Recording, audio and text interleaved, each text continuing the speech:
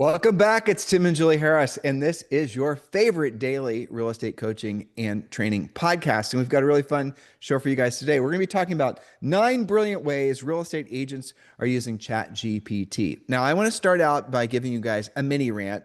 I promised Julie I wouldn't go long on this.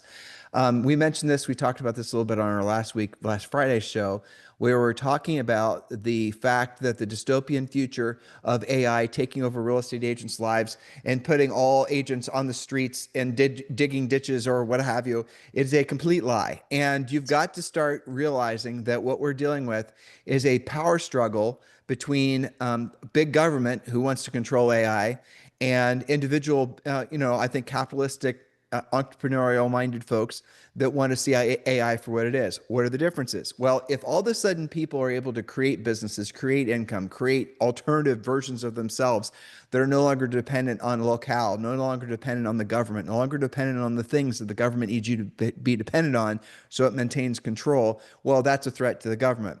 And I know I'm sounding a little bit conspiracy theory here right now, but just bear with me. The essence of where and this happens all the time with any new technology, but the government's going to struggle to keep control of it because it's fearful of losing control. And that's what we're experiencing now.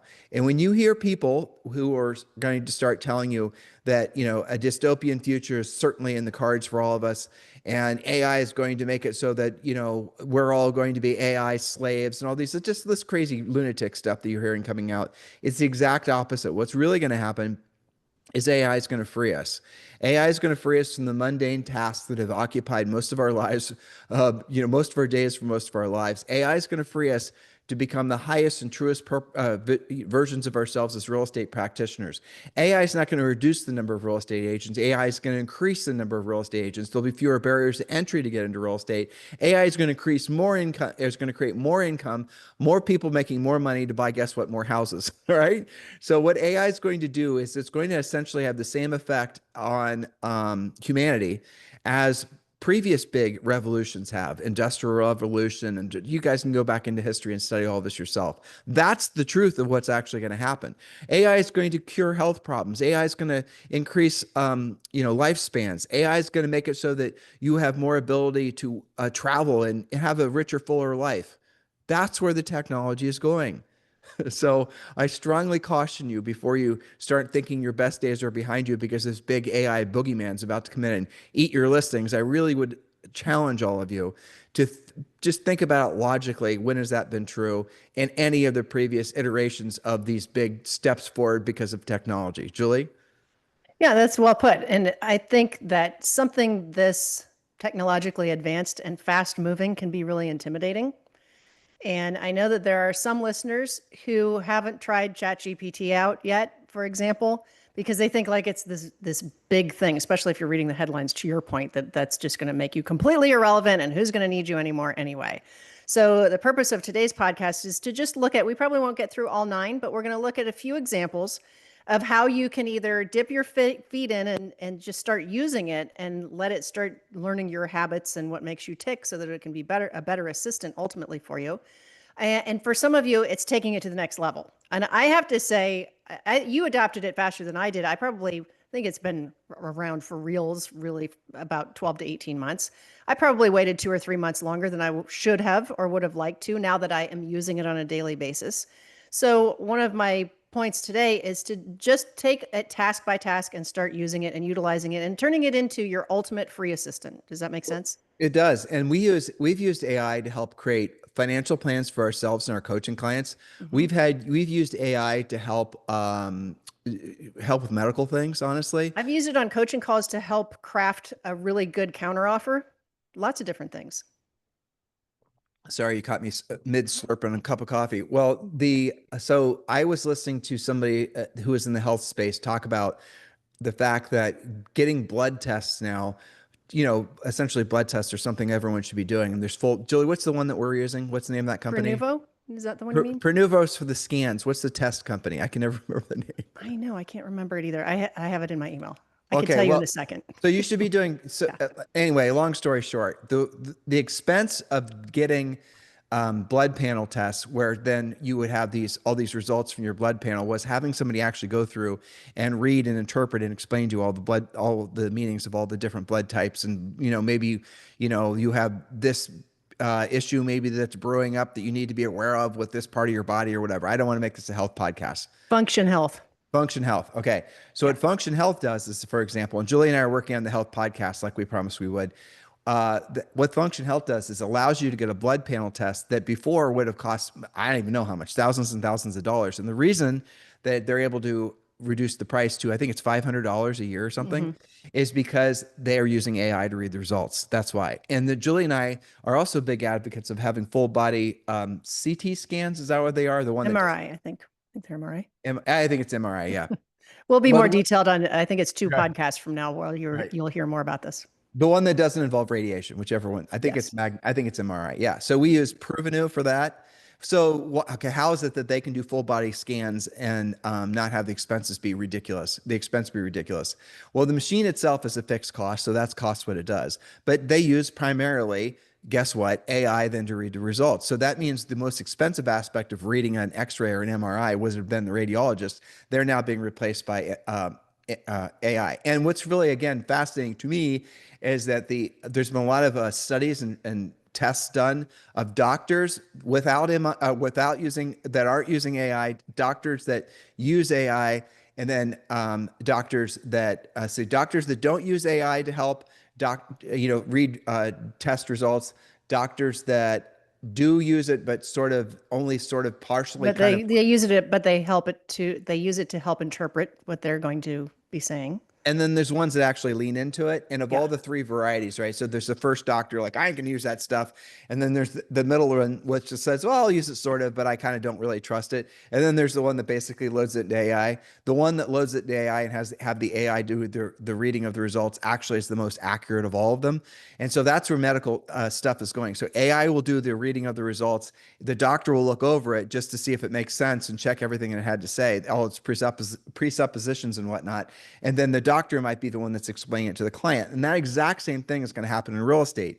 So all the Mickey Mouse aspects of the transaction are going to be resolved. You won't have to do it anymore. And you're going to be the one that's going to be dealing directly with the customer, which means you'll be able to deal with guess what, a lot more customers. And I got great news for you. If you've listened to our past podcasts, and on one of the podcasts that we've had the most attention from, most downloads and views from, is Make Housing Great Again. If you guys haven't listened to that one, you can just find it anywhere. Just Google, Make Housing Great Again, and you'll listen to the show we did. There's no doubt there's going to be an enormous uptick in the demand for housing, which means there's going to be an increase in the demand for agents, which means there's going to be an increase in the opportunity for you to help more people and make more money. So you are in the right place at the right time, but you got to open your mind to the reality that big, huge technological revolutions like this have always brought the improvement of people's lives.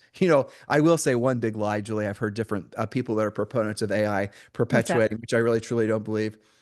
Well, do you remember, like, every time there's these big tech, and you and I have arguably been through, I'd say only one, really with the internet, because the internet consumer internet, and then everyone was saying, oh, it's going to result in people working less. It's going to all the rest of it. I think that's a lie.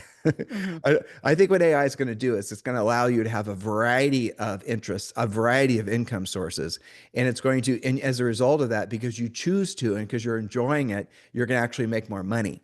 So you might choose to have different types of businesses that AI is helping you run, and you might actually end up spending more time working than you are now, but it's going to be more enjoyable and you're going to be making a lot more money. That, in my mind, is what's going to happen.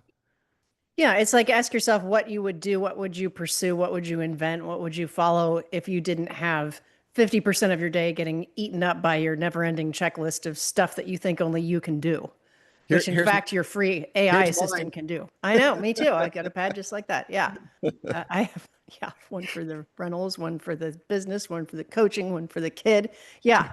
So what would you otherwise be doing if you had your time freed up? I almost think about it like the old way of thinking is, if we just had 36-hour days instead of 24-hour days, I could get more done. Well, what if you only had 2 hours of keeping track of what was actually dollar productive, and it was all running in the background for you, and then you could free your mind out? what would you pursue? I mean, how many Well, big ideas do you have that you haven't pursued because you figure you don't have time to? what Julie's saying, and it's really true, is nature abhors a vacuum. In other Yes. words, when there's all of a sudden something is removed, something will replace it. Hmm. And when you all of a sudden find yourself with not as much time needed to do a real estate transaction, be really successful at real estate, you're naturally going to start creating other things. And that's what AI is going to allow you to do at scale really fast, create entire businesses and we're at our cabin here up at a mountain in the middle of absolutely nowhere. And, we are big advocates of leaning into technology as much as we can. Here we are recording our podcast, and it's going to go up to the satellites from Starlink, and it's going to be Hmm. disseminated to 15 to 25,000 of you. I mean, that's kind of incredible, but you guys are all going to be in similar positions in your own worlds, however you want them to be, because of AI. So listen, our notes, we have a lot of notes, and I'm not doing all these notes. Julie, It's again, okay. They're for the newsletter. okay, they're for the newsletter. So if you want Julie's notes, which I know all of you guys do, there's 3 pages of them. They're waiting for you in the newsletter. Just subscribe to our newsletter, and it's free. HarrisRealEstateDaily.com is our newsletter. HarrisRealEstateDaily.com. It just takes 2 seconds. Just go to HarrisRealEstateDaily.com. The link is down below. Drop in your email address, double opt in, confirm you want the subscription. That's it. You get all of our day's notes. You get the day's podcast and video, and a lot of unique content we make just for our loyal and loving newsletter subscribers. All right, Julie, let's jump right in. Number one, and these are great ways to use ChatGPT. Number one that you wrote down is write listing descriptions with high-end appeal. Yes, that's right. So even if you have a plain Jane run of the mill, what you normally would write, open and airy floor plan, which of course we'll all agree means nothing. Even if you have a boring, vanilla listing, you can ask ChatGPT to make it better. So for example, give ChatGPT the basics: number of bedrooms and bathrooms, square footage, key features, location, special upgrades. Then ask it to craft something refined. Like tell it to make it sound like a British Homes magazine ad. Or you could maybe even say, turn it into a poem, make it funny, make it more interesting, make me be dying to show it to my buyer. Okay. And you can run it through and do different iterations. So instead of open and airy floor plan, it might say, tucked beneath the striking Arizona skies, this 3-bedroom, 2.5-bath sanctuary marries effortless luxury with timeless sophistication. Doesn't that sound better than something plain and boring that sounds like every other listing? So this is something that virtually all of you can use, is just do it for your property descriptions. Make Well, sense, Tim? totally, completely. Well, again, I know that there's people that are developing what I'm about to say, and because we're talking with them about maybe partnering with them, but there's going to be very soon. There's going to be essentially a plug and play. It's not even that. I haven't simplified it enough. You're going to have a virtual AI assistant that when you take a new listing, it's going to not only write the description, it's going to load you're going to take a picture of the MLS information if you hadn't keystroked it in already. It's then going to write the description. It's then going to create social media content for it. You maybe want the social media content to be talking about the incredible floor plan. It's going to use your voice. Maybe you want to create some social media content of you standing in front of the house. It's going to put you digitally in front of the house with you talking about the house. It's all simulated. This is AI doing all this for you. And you're going to have to do some kind of rudimentary video tour of the house. That way it has the raw footage to pull from. But Yeah, beyond Tim, that, that's a great example of like how many of you listening right now haven't embraced video because you figure it's this huge, massive production and you don't have a video editor and you're not really that comfortable on camera anyway. And maybe your listings need staging. So all of that together means you didn't do a video, right? Where what you're talking about, Tim, is you can feed it the basic information to work with, ask it what you want as a result, and then have it do it for you in way less time with way better output, especially after training it a little bit, than what you would have done on your own, and replace the fact that most of the time you wouldn't have done it anyway. Is that? or replace the fact that you have to pay somebody to do it, and they don't Yes. ever do that great of a job. Matter of fact, like when I remember when Julie and I sold real estate, uh, sellers hardly ever like the description you write. Yeah. So what we would do Even sometimes if is it's that great. we'd ask the seller sometimes to write their own description if they were really married to how it should read, or we would write it, or someone who worked for us would write it, and then work it back and forth with the seller. Those types of And things. that Well, can this take a day of back and forth. Oh yeah, especially if the seller's terrible, doesn't know what the hell they're doing. But Right. now with AI, you're going to be able to delegate that. You guys conceptually understand what we're saying. Open your minds to the fact. So if you're no longer having to do this busy work, what are you going to be doing? Yeah, some of you will go golfing. That's fine. Some of you are going to plant flowers. Some of you are going to, build the next supercomputer or whatever you're going to do. But this is what we're talking about. It's going to free you up to be able to do more things or do nothing at all. So that's kind of fantastic if you ask me. Point number two, enhance SEO and keyword strategy. Julie? Yes. So if you want your content to work harder, you can use ChatGPT to identify long tail keywords and boost the discoverability of your listings, blog posts, social content. So you might ask it, give me a list of high converting keywords and long tail phrases for a blog post about, say, buying a home in Charlotte, North Carolina as a first time buyer. You're going to give it something specific to work with. And the example, let's see, example results that it's going to tell you, language to use: first time home buyer, Charlotte, North Carolina, how to buy your first home in Charlotte, best neighborhoods in Charlotte for new buyers. It's going to do that searching and, finding what's going to work for you so that you don't have to spend your time doing that. Does that make Well, sense, so Tim? it does, but you said blog posts. If you guys are going to be putting effort towards anything, and AI is going to make your life a lot easier, like we just said, make sure you're putting it into YouTube, because YouTube is owned by Google, and then Google owns Gemini, and Gemini, without a doubt, is going to be, I think, one of the biggest, I think most dominant AI search. I don't even know what to call it. It's going to be one of the most dominant AIs. So if you're going to be doing anything that's passive, and if you're just say going to be creating property videos for your listings, because in your marketplace you have to be competitive, that's fine. Just make sure you're using AI to maximize the potential of those videos being searchable.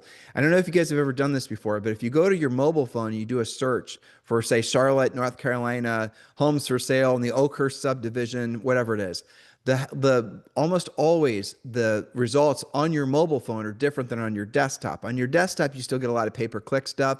You still get a lot of old school blue hypertext link stuff that comes up first.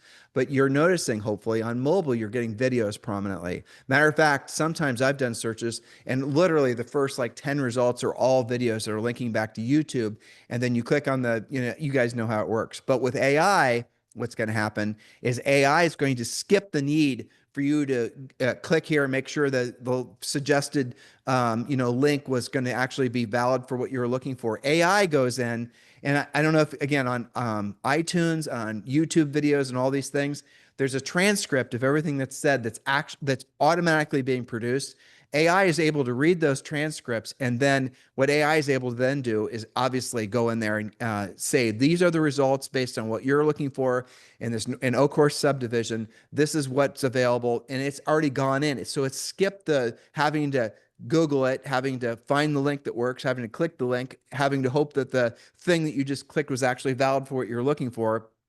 AI then goes in, does all that work for you. So when it spits out a result, it's going to have already done all the, like a super assistant, and it's going to say, boom, here's the answer to your question. So when you're talking about SEO is search engine optimization, and that is completely different in this new world of AI. It's only marginally, first of all, SEO a lot of times is only marginally effective. And I know SEO people say that's blasphemy that I just said, but that's the truth. And the reason is because the rules for SEO change all the time, but they're going to be completely eviscerated during this era of AI. The SEO people out there, even the best ones, and Julie and I read some of the things that they write about on their websites and whatnot. They're completely clueless what effect, they're only guessing what effect AI is going to have on the mountains of SEO work that a lot of their customers have spent money with them to have developed. So this is essentially fertile ground for new opportunities for you. But the only thing I've been able to figure out so far that definitely seems to make sense is especially Gemini is leaning heavily into video search and reading the transcripts to find results. All right, Julie, let's move on to, it's funny, you just said what I was just talking about is point number 4. All right, point number 3, Julie, practice scripts and objection handlers. Yes. Now, this may sound a little self-serving, but it's going to help you guys. Let's just say that you are a premier coaching client and you have all of the great proven scripts. You can feed those to your ChatGPT, and now you can make them your best role play partner. You can say, I'm going to play the seller. I want you to respond using these scripts, and you can go back and forth. Maybe you've got an appointment coming up where you know you're competing and you want to practice that. Maybe you know the seller is a tough negotiator and you want to talk about, your commission objections, things like that. So again, you can have a free assistant that's basically like your role play partner. So that's one thing. Okay, Chris Heller just told me about an AI that does just that. I was looking it up. Tell me about that. I didn't mean to be up here rude and disinterested. It's called salesgo.ai. Just exactly what There you Julie go. just said. I have poked around on this, but not much, but it's called salesgo.ai. We have no business relationship with this company, but they do, Julie. It's essentially a real live role play partner that's using AI. I watched the demo on the site. The only thing I don't like is there's a little bit of a delay, but it is pretty accurate and you can do it in different Hmm. voices and, That's just pretty all kinds cool. of fun. Yeah, it is. Good Uh, practice. yep. All right. Point number 4, Julie, create scripts for video content. Yeah, so you might say, write a 60-second script for a video explaining the home inspection process for first-time buyers. Okay. One topic at a time, short video content, it'll write a script for you. So now we've removed the objection of I would do videos, but I don't know what to say. It's already taken care of for you. So that's an easy, short point.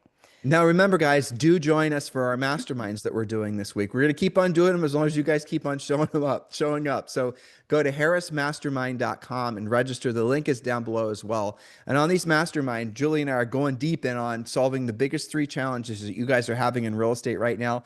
Good news is the first one is the one that everyone agrees to, which is lead generation. So go to harrismastermind.com. The mastermind is free. These are virtual events, so you can attend anywhere. If you're on a beach chair listening to us right now, make sure you register right away and enjoy watching the mastermind as you're enjoying your, hopefully, a nice summer break. But go to harrismastermind.com and register. It costs you nothing. Again, it's harrismastermind.com. All right, Julie, let's go to point number 5. Use a prompt blueprint. Okay, so this is you training yourself to ask in a way that you get faster, better results. For example, insert the type of content. Maybe that's a video script. Maybe that's a objection handler, but write whatever the type of content is for whoever your target audience is about whatever the topic is using a certain type of tone in what type of format. So for example, we use our original content for the newsletter, but I do use ChatGPT as my content and format editor. I tell it, how long it needs to be, how long each segment needs to be, who the audience is, what type of format I want it in so that the newsletter comes out looking nice. And sometimes, like on the Friday show, which is completely different than this show, if you haven't experienced our fun Friday shows. Experience is a nice way of saying it. You haven't Yes. experienced it yet, like a roller Experience. coaster. Yeah. Sometimes it is like a roller coaster. I'll do the stories I'll do like 5 stories that I want to use for the Friday podcast, but I'll say these need to be presentable in 3 to 5 minute segments. So it helps me edit my own content back for clarity. But I'm telling it, I want the tone of Tim and Julie Harris. It's for the listeners who are our real estate professional agents and brokers. So you're giving it enough information that it does, I think probably some of you, if you're like me, when you first started using it, you'd kind of give it some direction, but then it would give you something back that just wasn't quite good enough or didn't sound like you or wasn't exactly what you intended. And you go back and forth 10 times until you're finally happy. By having a prompt blueprint where you're always saying, who is it for? What is the format supposed to look like? What are you trying to accomplish? And how long is it supposed to be? You're going to get faster and better results. That's what Yep. that's about. Yep, that's really great. Yeah, Julie and I were talking about the fact that a lot of the AI seems to be not quite as useful as it was, say, 6 months ago. And we were trying to figure out why. The answer I came up with was because so many people are using now the big AIs that they're literally having problems fulfilling all the requests. So when you're using AI, this is where I'm going with this, is that you're allowed to be mean to your AI. This is where I'm going with this. Is when you're using AI and it Not gives too you mean. kind of a crappy answer, and maybe you've been using it for a while, like Julie and I have, and it can do a better job. You can literally say, Grok, that really is garbage. Why don't you do a better job? And Mm-hmm. and there it was Elon Musk that actually said all the AIs will do a better job and drill down more and give more detail if you just basically talk to them like a dog that just peed on the rug, right? If you say like, this is garbage, you got to do a better job. I know you can do a better job. And then before it gave you this little, curt answer, and then it gives you this beautiful, elegant answer. I don't know why the hell it's Didn't programmed did that he say way. something like stop saying please and thank you so much because it has to analyze that and then respond to your pleases and thank yous and That be was the polite? guy who owns Chat GPT or Ah, Chat OpenAI complaining that every time when people are being polite, it actually uses more energy. It doesn't mm-hmm. have any adverse effect on your experience. But all I'm Gotcha. saying is if you don't accept the first response that you get from AI, force it to do better, and you'll be shocked how much better it does. So there's different versions of AI that you can get now. The free one will work at a high level, provided you maybe bully it sometimes. I know that sounds crazy, but it's true. And then there's the fee version, which automatically starts with giving you results which are more in depth. And then there's really a next level one where they're calling it AI agents. And those are really expensive, but they're immediately starting at like PhD level responses to all of your questions. But like I alluded to earlier, Julie and I have used AI for doing what would have been very complex financial analysis when we're trying to do projections. We have coaching clients. Julie's got some elite coaching clients, and they're trying to, they're in their mid 50s or their mid 40s, and they're trying to figure out how much money they have to retire. And you have to figure out inflation in their local taxes and city taxes and state taxes and all this other stuff. And you can, Julie and I, we plug in all their information into one of the AIs. We usually will compare the two to see who gives a better response. And then it gives us these very beautiful, elegant, formatted, ready to go, professional looking financial analyses and plans for folks. And then what we'll sometimes do is we'll cut and paste that and we'll drop it into the other AI and we'll ask it to and analyze what this document says and look for faults. Like, where do you find that's not quite right about this? Or are there any assumptions about this that are a little bit, sketch? Check Those the types of math things. type of thing. Yeah. Yeah. And then we have, but how much would it have cost? We wouldn't have known how to put that together personally, but how much would it have cost for us to hire somebody that knows how to do that? I know a lot. And how many That's of right. you, And yeah. go ahead, sorry. What's funny is every now and then one of my elite coaching calls will use it related to the treasure map and goal setting and financial stuff. But it's funny how I've had some clients where they have teenage kids who are getting their first jobs, and the parent wants to say, it'd be really great if you saved 10% from each paycheck you got. And the kid's like, yeah, of course you'd say that. Your mom, of course, should say that. But when I've had them take it to ChatGPT and have the kid type in, if I'm making $200 a week and I were to save $20 from each paycheck, 5 years from now, invested in the S&P 500 or whatever we're using, what would that be worth? Somehow the authority of it not coming from the parent makes it like something they want to do. Isn't that funny? Yeah, totally. It's like an interested or maybe a disinterested third party. There's a little bit of interesting psychology there that there's Well, so many ways to use it, I guess. So a lot of the information, the coveted information, has been behind paywalls, and you'd have to have gone and paid this, double PhD, whatever, sat in his office forever and maybe gotten 15 minutes of his time type experiences. We've all had those experiences, whether it be with accountant or, a financial planner or some health guru or whatever. Well, what you don't realize is a lot of those guys, what they're doing to do all their analysis is they're actually using AI. So Yeah. what they're doing now is they're essentially just meeting with you and being the face of their work, of their business, and doing the human aspect of it, and then the AI is doing all the real work. And they used to have in the back office 20 people that were doing it. And now those people are maybe off doing other things. So open your mind. All right, so let's go to the next point, Julie. Okay, number 6, and we do have our coaching clients using this from time to time, and that is to use ChatGPT or another AI as your negotiating assistant.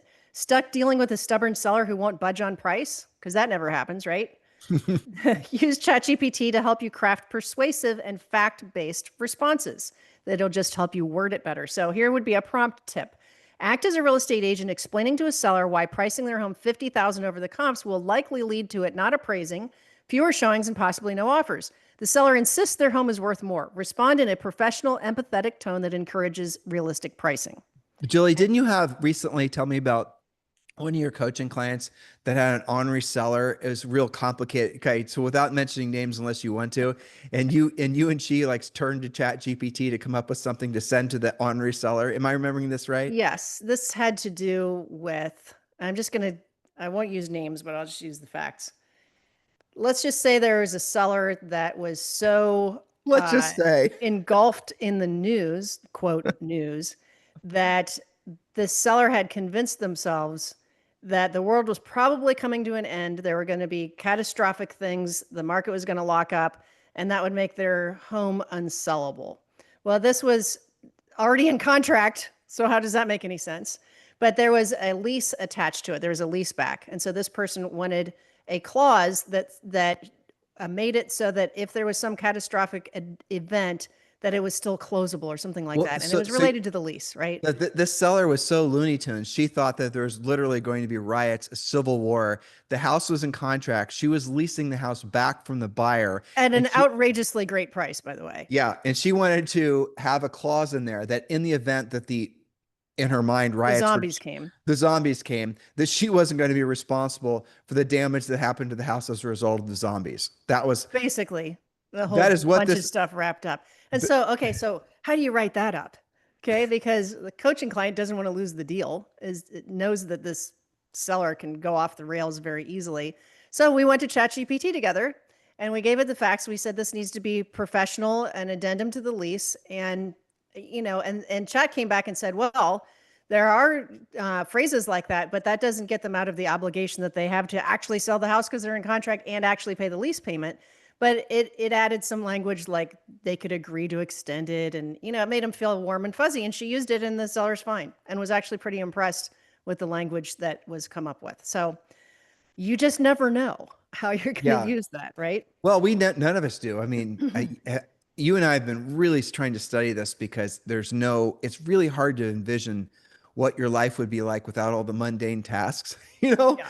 Like, so then you have to say, well, what the hell am I doing? It's a mundane task. And then when you figure out what a mundane task is, and you start with like a mundane task is anything and everything I'm doing in real estate that's not essentially, it's not a real live conversation with a human, right? Mm-hmm. So if you start making a list of all the mundane tasks, the lower value activities that need to be done, 99% of what most people do during the day is a mundane task that AI is going to be able to do. That's Mm-hmm. exciting to me. You know what it won't be able to do is won't have meaningful conversations with folks. It won't work out for you. No, but it can tee you up to have meaningful conversations. Exactly. Yes. Because there are things like our previous example. Honestly, on a coaching call, off the top of my head, I didn't have a script for that crazy combination of facts that she was dealing with, right? So I needed a script assistant and it helped me out with that. And you're going to have things from time to time that are like that. From a coaching standpoint, I think it enables our listeners to say, yes, it'd be my pleasure to help you with that more than they say, well, no, that's not really my cup of tea. Maybe it's something that's a neighborhood that's a great opportunity, but you've never even been to that neighborhood. You can ask for some research on that. You can ask for help with your CMA, which is our next point, analyzing market data for client reports. Point number 7. Point number 7, yes, analyze market data. That could be for a CMA. It could be for your Monday morning video report on what's hot and what's not. It can help you be more efficient and not have to use 3 or 4 different sources. Of course, you've got your MLS, you've got your board, you've got Altos Research, you've got all those things. You can say that to your AI assistant, use these resources and give me 5 bullet points on what's hot and what's not in Phoenix today. Yeah. So, Well, also where I would use this, Juliet, is if you're in a market where it's adjusting towards a balanced market or even a buyer's market, nobody is able to, I don't know of any of the CMA apps. I've never seen one where they'll do projections as far as oh yeah, that's interesting too. what direction the market's going. So it would be really badass if you could use AI then to essentially create information for your super analytical seller types that'll give them projections as far as and model out where prices will be in 90 days, 120 days. What a killer tool for getting price reductions. So Right. And how much inventory based on current trends is about to come on the market to compete against your listing. exactly, based on how many houses have come for sale in previous years around this time. And then Mr. Seller, so this is what's going to happen based on what AI, no one's going to argue with AI. It's like the all-seeing, it's like That's what I was mojo. saying about the kid example is like, Yeah. for some No, reason that has more authority than but all isn't of that us funny? humans. Yeah, exactly. Yeah. Right. And so people will say, well, here's the thing, and here's what's going to be happening in the future. So, Mr. Seller, I know you wanted to wait out the market to see if, and we wanted to hold repositioning the house in the market, in other words, lowering the price for another 60 or 90 days. But based on this research that AI did for us, I am sure you'll agree that the probability of the house going up in value in the next 60 days is very low. And so it might make the most sense to you to accomplish your goals that we reposition the house on the market now so we correctly reflect the buyer's expectations, right? Again, when you're talking to sellers, never say lower the price. That is your easy button for them to want to fire you, okay? Don't say lower the price. They will hate you, even though you don't necessarily realize you've just made a mistake. Always say, Even though you're trying to help them. Yeah. exactly. Always say reposition the house in the market to correctly reflect the buyer's expectations. All right, Julie, let's round off there. And so Well, guys, if wait, you, I have one more little thing. I want to skip okay, ahead to point number 9 because okay, this is highlighting a coaching client. okay. If any of you have buyer or seller referrals for Chicago, Christopher Leon is your guy. I love this example, Tim, because he told me this on a coaching call. Okay. Here's an example of how he's using ChatGPT that you might not have considered. Okay, so Chris created a project called Dress for Success. He was responding to one of our previous podcasts where we were talking about upgrade everything, right? So he called it Dress for Success inside ChatGPT. He assigned his AI the role of personal stylist, named it Santi. His AI is called Santiago, and gave it his body size, style goals, and preferences. His assistant now helps him evaluate outfit choices, build a flattering wardrobe, and plan his professional look. His prompt tip was something like this: act as my personal stylist named Santi. I'm 6'1", athletic build, and I want to dress professionally for real estate appointments and casual networking events. What wardrobe pieces should I focus on? What should I donate or keep? He's even given it pictures of his existing wardrobe and has turned it really into his dressing assistant. I think this is a great example. But Julie, that's a for example of something that could easily turn into a business that people then would want to subscribe to Right? or use as a one-time thing. So Chris could take this idea, make this into a business, and have this basically be a little cash cow in addition to the 20 others that he created, in addition Totally, to the fact right? he's selling real estate. Yeah. Versus what? Trying to figure out how to make a funny Cat video. TikTok video. Yeah, I was going to say cat video meme. Yeah, no, that's really cool. Yeah. I love that idea. Good job, Chris Leon. So listen, guys, if you want all of our notes, you know what to do. Go to harrisrealestatedaily.com and subscribe to the newsletter. In the meantime, we have literally thousands of past podcasts. We've had tens of millions of downloads. Thank you for keeping this the number one listen to daily real estate coaching and training podcast, obviously for real estate professionals in maybe the world, but certainly the United States. It is our pleasure and our honor to be your real estate coaches. So please do go ahead and subscribe to the newsletter, harrisrealestatedaily.com. In the meantime, have a fantastic day, and we'll talk with you on the show tomorrow. Hello, thank you for having watched this video. Please remember to subscribe to our YouTube channel. That's right. And don't forget to hit that like button, leave your comments and questions below, and we will get right back with you. Thank you for watching this video. And remember to watch the next one. You're going to love that one.